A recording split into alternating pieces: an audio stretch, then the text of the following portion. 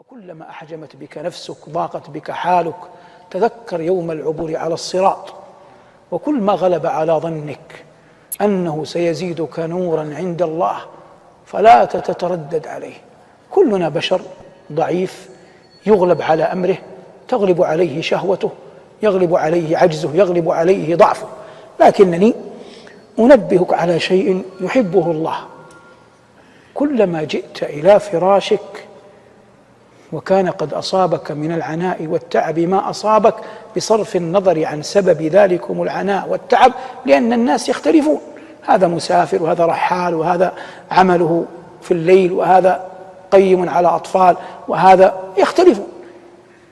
إذا جئت تنام قبل أن تضع جنبك على فراشك صلي لله ولو ركعتين، قدم ما يحبه الله على ما تحبه نفسك، واجعل هذا بينك وبين ربك، واحتسب أن يزيدك الله به أجرا ويرفعك الله به ذكرا، وأن يجعله الله نورا لك يوم تلقاه.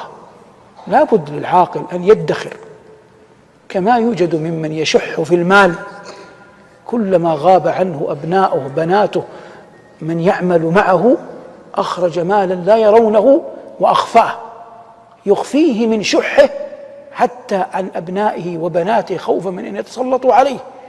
أنت أولى بهذا منه، هو يرجو الدنيا، أنت أرجو الآخرة.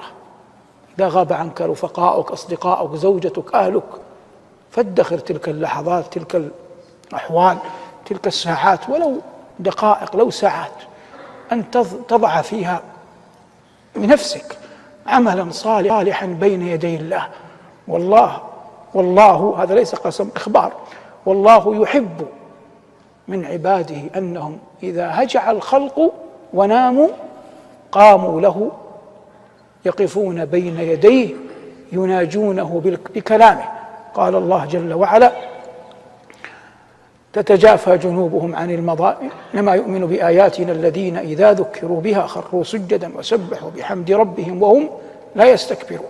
تتجافى جنوبهم عن المضاجع يدعون ربهم خوفا وطمعا ومما رزقناهم ينفقون. وقال صلى الله عليه وسلم لمعاذ: وصلاة الرجل في جوف الليل الآخر.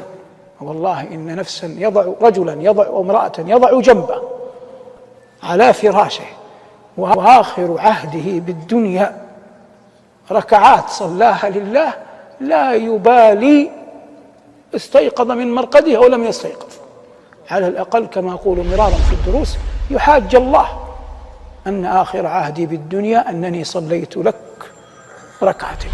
وفقني الله وإياكم لما يرضي، وجنبنا الله وإياكم شرور أنفسنا وسيئات أعمالنا، والحمد لله رب العالمين.